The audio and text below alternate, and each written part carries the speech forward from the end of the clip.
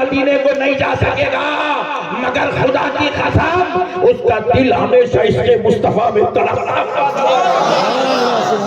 تڑپتا ہوا نظر آئے گا۔ اور یہ عشق مصطفیٰ میں دل کا تڑپنا اس بات کی دلیل ہے کہ رب نے اسے جنتی بنانے کا ارادہ کیا۔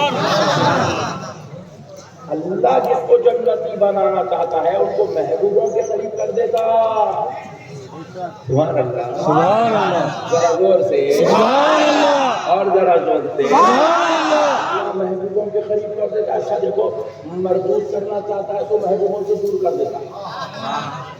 دلیل دے رہا ہوں، سن لو۔ اس کائنات میں ابھی انسان دنیا میں نہیں آیا، حضرت آدم کا جسد اقدس تیار کیا گیا، حضرت آدم کے جسم کو تیار کیا گیا، تخلیق عمل میں آئی۔ جیسے ہی حضرت آدم کا وجود عمل میں آیا، رب نے حکم دیا کس کو؟ ابلیس کو اور فرشتوں کو کہ میرے آدم کو سجدہ کرو۔ کون ہے آدم؟ محبوب خدا ہے،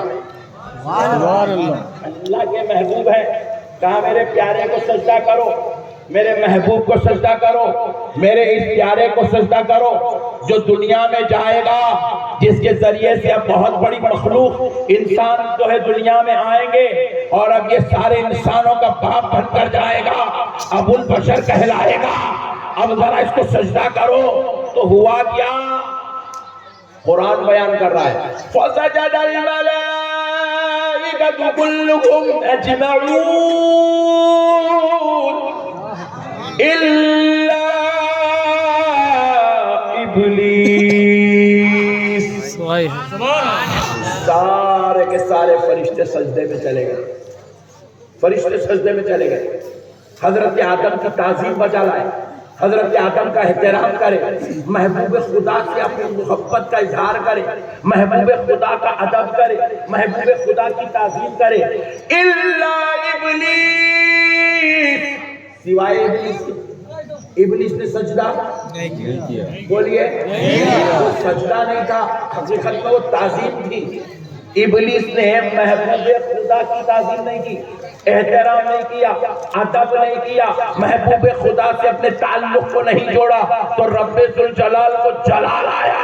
رب ذوالجلال نے دیکھا کہ میرے محبوب کی بے ادبی کر رہا ہے۔ حالانکہ ابلیس کیا کیا؟ حضرت آدم کے خلاف کوئی تقریر نہیں کیا، حضرت آدم کے خلاف کوئی مورچہ نہیں سنبھالا، حضرت آدم کے خلاف اس نے کوئی جو ہے جلوس نہیں نکالا، حضرت آدم کے خلاف اس نے کوئی جو ہے تحریک نہیں بنائی، مگر ہوا کیا؟ حضرت آدم کو سجدہ نہیں کیا، احترام نہیں کیا، حضرت آدم کی تعظیم نہیں کیا۔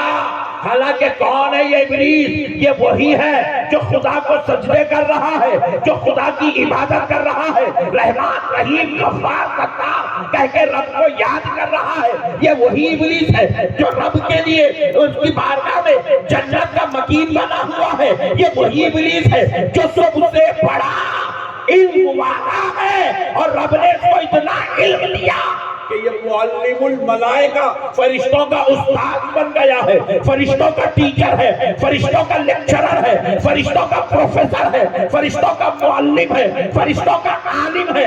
ذرا سوچو دوستو، جو فرشتوں کا عالم تھا، سجدے کرنے والا تھا، رب کا ذکر کرنے والا تھا، رب کی اطاعت میں تھا، رب کی فرما برداری میں تھا، رب سے اس کا کوئی معاملہ خراب نہیں ہوا، لیکن رب کے محبوب سے معاملہ خراب ہوا، آدم کی بے ادبی کیا، تو رب ذوالجلال نے کیا کیا؟ رب نے کیا کیا؟ اپنے ساجد کو، محبوب کے غدار، اپنا علم رکھنے والے کو اور محبوبوں کے بے ادب کو کیا کیا؟ فَخْرُجْ فَإِنَّكَ رَجِيمٌ وَإِنَّ عَلَيْكَ لَعْنَتِي إِلَى يَوْمِ الدِّينِ۔ اللہ نے کہا نکل جا ہمارے دربار سے، ہم نے تجھے مردود کر دیا۔ اور سن، صبح قیامت تک تجھ پر ہماری لالا. اللہ اکبر. کیا کرا صاحب, کیا کرا؟ اللہ تبارک و تعالیٰ کی گستاخی نہیں کرا, اللہ کے محبوب کی بے ادبی کرا, اللہ کے سجدوں میں کمی نہیں کرا, اللہ کے محبوب کے تعلق سے جو ہے دل میں خلش رکھا. تو ہوا کیا؟ رب ذوالجلال نے اس کو مردود کر کے دربار سے نکال دیا. ذرا سوچو دوستو, جو اللہ کے محبوب کی بے ادبی جنت میں رہ کے کرا تو جنت میں رہ نہیں سکا, جنت میں رہ کے کرا تو جنت میں رہ نہیں سکا. تو پھر جو یارو دنیا میں رہ کے محبوبوں کی بے ادبی کرے گا تو جنت میں جائے گا کیسے؟ اسی لیے اللہ نے دستور کیا بنایا, جس کو اللہ محبوب بنانا چاہتا ہے ان کو محبوبوں کی چوکھٹ پہ ڈال دیتا ہے, ان کے دلوں میں محبوبوں کی محبت ڈال دیتا ہے. اس لیے بنگال والوں, سرکار دستگیر صاحب قبلہ رحمت اللہ علیہ کے آستانے سے جڑ کے رہنا, کیونکہ یہ وہ آستانہ ہے یہاں تم بیٹھتے ہو تو یہاں تمہیں بنگالی فیض نہیں ملتا, یہاں تمہیں بغدادی فیض ملتا ہے, یہاں تمہیں بغدادی فیض ملتا ہے, بغداد والے غوث پاک کا فیض ملتا ہے. دیکھو کئی لوگ ہماری جیسے غلامہ بولے ہم تو غوث پاک کا کرم ہے, بولے اجی تمہارے جیسے میرے جیسے گنہگاروں پہ غوث پاک کا کرم ہے, وہ تو بیٹے شہزادے ان پہ کتنا کرم ہوگا. سبحان اللہ. ان پہ نظر کا عالم کیا ہوگا. اس لیے آقاؤں سے جڑ کے رہنا, محبوبوں کو مضبوط پکڑنا, محبوبوں کی غلامی کو پٹا گلے میں ڈالے رکھنا. دوستوں کبھی اس کو اپنے سے جدا ہونے نہیں دینا, اللہ کا دستور ہے. اب پوری کائنات کی تاریخ اٹھا کے دیکھ لو, نہ صرف 1400 سال پہلے انبیاء کی تاریخ اٹھا کے دیکھو. اللہ نے جب جب کسی کو مردود کیا, لعنتی کیا, اللہ نے جب جب کسی کو اپنی بارگاہ سے نعمت سے محروم کیا, آپ اٹھا کے دیکھ لو. کوئی نبیوں کا گستاخ تھا, کوئی صحابہ کا گستاخ تھا, کوئی اہل بیت کا گستاخ تھا, کوئی اولیاء اللہ کا گستاخ تھا. پیارے دوستو, جو گستاخ بنتے گئے وہ مردود ہوتے گئے. پوری 1400 سال کی تاریخ اٹھا کے کون ہے یزید؟ آپ کی اور ہماری نظر میں یزید ایک جہنمی کا نام ہے, نہیں ہے تو بول کے دیکھو گا. یزید ایک جہنمی کا نام ہے, یزید ملعون کا نام ہے, یزید مردود کا نام ہے, یزید غدار باغی کا نام ہے. بعضوں نے اسے گمراہ کہا, بعض علماء نے اسے کافر کہا, بعض علماء نے اسے جہنم کا کتا کہا. تو پیارے دوستوں ذرا غور کرو, یزید کون ہے؟ یزید صحابی کا بیٹا ہے, صحابی کا پوتلا ہے. کون ہے یزید؟ ام المومنین کا بھتیجا ہے. کون ہے یزید؟ رسول اللہ کا سسرالی رشتہ دار ہے. کون ہے یزید؟ مکے اور مدینے پہ 3 سال تک حکومت کرنے والا ہے. اللہ اکبر. مکے اور مدینے پہ حکومت کیا. اس کی رعایا نے, اس کے دربار میں جب وہ مشورے لیتا تھا تو صحابہ کرام سے مشورے لیتا تھا. حضرت عبداللہ بن زبیر نے اسے کئی مرتبہ مشورہ دیا تھا. پیارے دوستو, تابعین اس کے دوستوں میں سے تھے. صحابی کا بیٹا ہو کر, صحابی کا پوتلا ہو کر, ام المومنین کا بھتیجا ہو کر, رسول اللہ کا سسرالی رشتہ دار ہوگا, خدا کی قسم جنتی نہیں ہو سکا. ذرا زور سے بولو سبحان اللہ. جنتی کلمہ پڑھ کے بھی جنتی نہیں ہو سکا, کبھی کبھی نماز پڑھ کے بھی جنتی نہیں ہو سکا, کعبے پہ حکومت کر کے جنتی نہیں ہو سکا, مدینے پہ راج کر کے جنتی نہیں ہو سکا. کیوں نہیں ہوا؟ اللہ کی قسم کان کھول کے سن لو، اس لیے نہیں ہوا کیونکہ وہ نبی کی آل پاک کا غدار تھا، سبحان اللہ، سبحان اللہ، وہ آل مصطفیٰ کا باغی تھا، وہ اہل بیت اطہار کا دشمن تھا۔ میرے دوستو مسئلوں کو سمجھو، وہ صحابی کا بیٹا ہو کر آل نبی کی گستاخی کر کے جنتی نہیں ہو سکا۔ اگر کوئی ہمارے ہزاروں لاکھوں اولیاء اللہ کے بارے میں یہ کہہ رہا ہے وہ درگاہ کو جانا شرک ہے، درگاہ میں گئے تو شرک ہوتا، درگاہ میں بدعت ہوتا، یہ کہہ کر اولیاء اللہ کی اگر کوئی بے ادبیہ گستاخیاں کرتا ہے اور ان کے مراکز کو، ان کی بارگاہوں کو شرک و بدعت کا اڈا سمجھاتا ہے تو سن لو کان کھول کر، ایسے منحوس ظالموں کو بھی جنت میں جگہ نہیں دی جائے گی، ہرگز نہیں دی جائے گی میرے بھائی۔ آج ضرورت ہے اولیاء اللہ سے محبت کریں۔ اجی کیا ہے اولیاء اللہ کی شان؟ مختصر وقت میں بتلا دیتا ہوں کیا ہے اولیاء اللہ کی شان۔ اللہ اکبر، سنو، قرآن پاک ہے، ہم لوگ ایک آیت بہت زیادہ کثرت سے تلاوت کرتے ہیں اپنی مجلسوں میں، خصوصاً درگاہوں میں۔ الا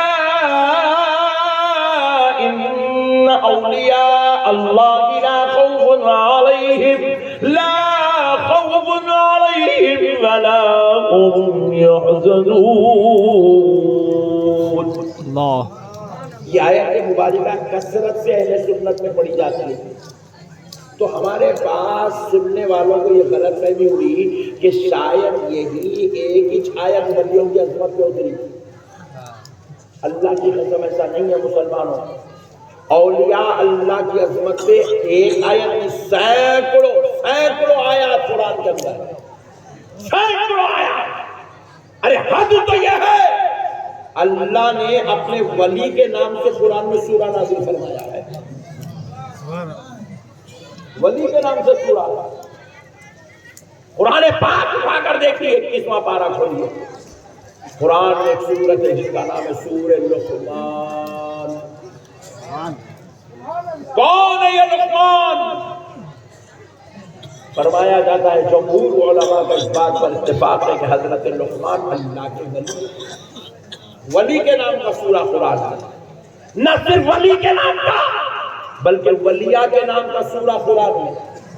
16واں پارہ اٹھا کر دیکھو، سورہ مریم۔ کون ہے حضرت مریم؟ پیغمبر کی ماں ہے مگر خود پیغمبر نہیں ہے، کیونکہ کسی عورت کو پیغمبر نہیں بنایا گیا۔ کون ہے حضرت مریم؟ اللہ کی ولیہ، نہ صرف ولی کے نام کا سورہ، ولیہ کے نام کا سورہ، بلکہ قرآن پاک اٹھا کے دیکھو، ولیوں کی آل کے نام کا سورہ قرآن میں ہے۔ آل محمد تو آپ نے نماز میں پڑھا، آل ابراہیم پر درود آپ نے نماز میں پڑھا، آل محمد آل ابراہیم کا تذکرہ بار بار سنا، مگر آؤ قرآن اٹھا کے دیکھو، آل ولی اللہ کے نام سے رب نے قرآن میں سورہ اتارا۔ قرآن کی بڑی سورتوں میں سے ایک سورت ہے جس کا نام ہے سورہ آل عمران۔ کون ہے حضرت عمران؟ اللہ کے ولی، ولی کی آل کے نام سے سورہ رب ذوالجلال پاک نہ صرف اتنا بلکہ آؤ 15واں پارہ دیکھو، اللہ نے ایک اور سورت نازل فرمائی ہے، اس سورے کا نام ہے سورہ کہف۔ کیا ہے ذرا بولو؟ ارے یار اتنا ٹھنڈا یار، ذرا زور سے، سورہ کہف، سورہ 15واں پارے میں پڑھنا ہر جمعے کو عصر کی نماز سے پہلے، فجر سے لے کے عصر تک کبھی بھی یہ سورہ پڑھے تو ہلاک کرنے والی بیماری نہیں آتی۔ ہم آپ کو قرآن کو پڑھا اب نہیں، کئی لوگوں کو دیکھا میں اسے بڑے بڑے نعرے لے کے جا کے گھر کے اندر بن رہے ہیں، دکانوں میں لگا رہے ہیں، اور بعض لوگوں تو کیا کر رہے ہیں، وہ ڈینگو، علاوہ مڑکی اور کیا کیا یہ بلا مٹر گاڑی کے نیچے مڈگاٹ کو لگا رہا ہے۔ میں مجھے کئی کو لگا ایکسیڈنٹ نہیں ہوتا ابے اولے وہ مرچی کھائے تو منہ کا ایکسیڈنٹ ہوتا تیری کار کا کیسا بچتا رہتا عجیب و غریب دیوانے فلسفے آ گئے ہمارے پاس غیروں کے طریقے لے لیے مرچیاں لے کر ٹوکرے پہ بیٹھے ہوئے گاڑی کے نیچے نے کیا کرا یا بمپر کو لال تاگا بنا ادھر کالا بنا پیچھے تھوڑا لال پیچھے کالا مطلب یہ کہیں بھی بنا رہے اس کو تاگے حفاظت کا تاگا ہے ارے اولے تو اتنا بڑا آدمی ہو کہ حفاظت نہیں کر سک رہا وہ تاگا کہاں سے حفاظت کرتا رہتی میرے پیارے دوستو عجیب و غریب مسائل ہمارے درمیان میں آ گئے ہیں یاد رکھو پیارے دوستو پیارے مصطفیٰ جان رحمت نے ہمیں حفاظت کا طریقہ بتلایا ہے کہ حادثات سے بچنے کا طریقہ کیا ہے بیماریوں سے بچنے کا طریقہ کیا ہے وباؤں سے بچنے کا طریقہ کیا ہے بلاؤں سے بچنے کا طریقہ کیا ہے اب میں 1 گھنٹے میں یہ ساری چیزیں تو نہیں بتا سکتا مگر اسے اگر سیکھنا ہو آؤ اپنے پیروں کی صحبت میں بیٹھو تمہیں یہ سارے طریقے نصیب ہو جائے سبحان اللہ آؤ پیروں کی صحبت میں بیٹھو آؤ نیک لوگوں کی صحبت میں بیٹھو یہ سارے طریقے تمہیں سیکھنے کو مل جائیں گے تو الغرض پیارے دوستو ہوا کیا سورہ کہف اللہ نے نازل کیا کہف کا معنی کیا ہے غار پتھروں کے بیچ میں جو بنی ہوتی ہے غار زمین کے اندر جو بنی ہوتی ہے وہ غار کا ذکر ہے اس کے نام سے اللہ نے قرآن میں سورت اتاری ہم پریشان ہو گئے اے اللہ مولا سورہ محمد بولے تو بات سمجھ میں ہی تیرا محبوب ہے اس کے نام سے سورہ اتار رہا ہے سورہ ابراہیم بولے تو بات سمجھ میں ہی تیرا خلیل ہے اس کے نام سے سورہ اتار رہا ہے سورہ مریم بولے تو بات سمجھ میں آئی اللہ تیری قدرت کا جلوہ بن کر دنیا میں ظاہر ہوئی ان کے نام سے سورہ اتار رہا ہے بات سمجھ میں آئی لیکن اے اللہ یہ کہا غار کے نام سے سورہ تو بارگاہ الہی سے جواب آیا بندے خالی سورے کے نام پہ کیوں پریشان ہے تلاوت کر کے تو دیکھ لے مسئلہ حل ہو جائے گا جب بندوں نے تلاوت کرنا شروع کیا تو کیا پتا چلا وہ سورے کہا کوئی اور نہیں اس لیے اس کا نام کہف رکھا گیا کیونکہ اصحاب کہف یہ کچھ اولیاء تھے جو بادشاہ کے ظلم سے بچنے کے لیے اس غار میں آ کر اللہ کی پناہ لیے ہوئے تھے تو اللہ کے حکم سے اللہ نے ان کو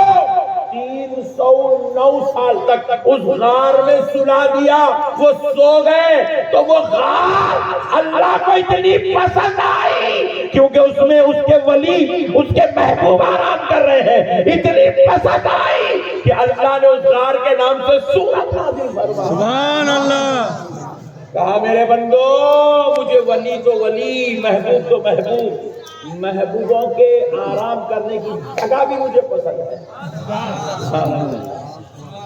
اب ایک مسئلہ سن لو قرآن کے حوالے سے کیا ہے کہف وہ غار جہاں اللہ کے ولی آرام کریں اللہ کے پیارے نیک برگزیدہ بندے جہاں آرام کریں اس غار کا نام اس جگہ کا نام ہے کہف سبحان اللہ ذرا دور سے کتنے سال سوئے 309 سال اس کے بعد وہاں سے اٹھے نیند سے بیدار ہوئے چلے گئے غار تو خالی ہو گئی وہاں تو ان کا مزار نہیں ہے خالی 309 سال جس جگہ آرام کرے اللہ کو وہ جگہ اتنی پسند ہے محبوبوں کی وہ آرام گاہ اتنی پسند ہے کہ اللہ نے اس کے نام سے قرآن میں سورت اتارا تو پھر ذرا سوچو اس مزار کا عالم خدا کی نظر میں کیا ہوگا جہاں پر 1000 سال سے سارے ولیوں کا سردار خود سے اس مزار کا عالم خدا کی نظر میں کیا ہوگا جہاں پر 900 سال سے عطائے رسول ابن الولی خواجہ معین الدین چشتی حسن سنجری آرام فرما رہے ہیں